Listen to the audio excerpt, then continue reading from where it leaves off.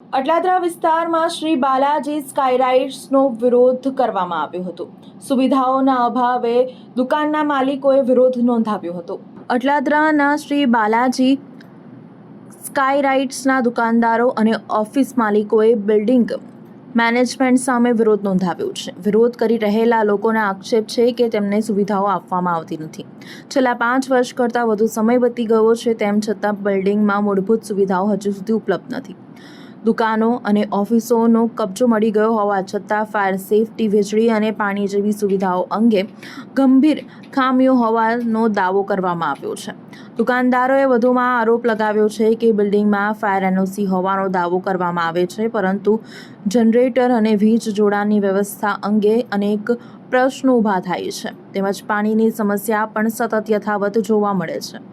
વિરોધીઓનું કહેવું છે કે અનેક વખત મેનેજમેન્ટ સમક્ષ રજૂઆતો કરવામાં આવી છે, છતાં પણ સુવિધાઓ પૂર્ણ આપવામાં આવતી નથી. કરોડો રૂપિયાનું રોકાણ કર્યા બાદ પણ યોગ્ય સુવિધાઓ ન મળતા દુકાનદારો અને ઓફિસના માલિકોમાં ભારે રોષ જોવા મળ્યો છે.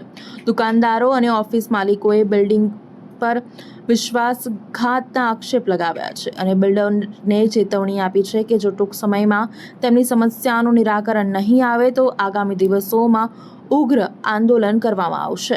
ફાયર એનઓસીનો મુદ્દો એવો છે કે ભાઈ એનઓસી ડિપાર્ટમેન્ટે આપી દીધી છે અપૂરતી સિસ્ટમો અને અપૂરતી ચકાસણીના મુદ્દા ઉપર. એટલે અમને તાજુબ થાય છે કે ભાઈ આ રીતે અગર એનઓસી અપાય તો લોકોની સેફટીનું શું? સરકાર શું જોઈ રહી છે કે કોઈ બી કાગળિયા પર કોઈ કંઈ બી આપે, કોઈ બી દસ્તાવેજ કે એફિડેવિટ આપી દે કે અમે કરી દઈશું, એના પર એનઓસી આપી દેવાય કે ના અપાય. બીજું, આ બિલ્ડરની આદત રહી છે કાયમ ખોટા એફિડેવિટો અને દસ્તાવેજો રજૂ કરવાની. આ એક બીજો ઉદાહરણ છે જ્યાં જુલાઈ 2017માં એક ડાયરેક્ટર આ જગ્યાને બેંકને મોર્ગેજ કરી નાખે છે અને એના પછી બીજા ડાયરેક્ટર નવેમ્બરમાં જઈને રેરામાં એવું સબમિટ કરે છે કે ભાઈ આના પર કોઈ એન્કમ્બન્સ નથી, કોઈ જગ્યાએ અમે આને મોર્ગેજ કરી નથી. એટલે બંને ડાયરેક્ટરો મળીને કે આમના ઓફિસરો મળીને કંપનીના ખોટા દસ્તાવેજો આપવાની એ લોકોની આદત રહી છે.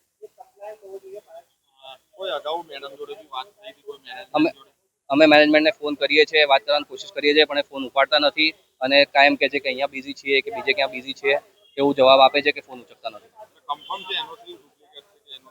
એનઓસી ડિપાર્ટમેન્ટે કન્ફર્મ કરી છે, આપેલી છે, પણ જે કાગળિયા કે તમે પોતે અત્યારે જોઈ શકશો કે આવા કાગળિયા પર એનઓસી અપાતી હોય તો પછી એનઓસી હોય કે ના હોય કંઈ ફરક જ નથી પડતો.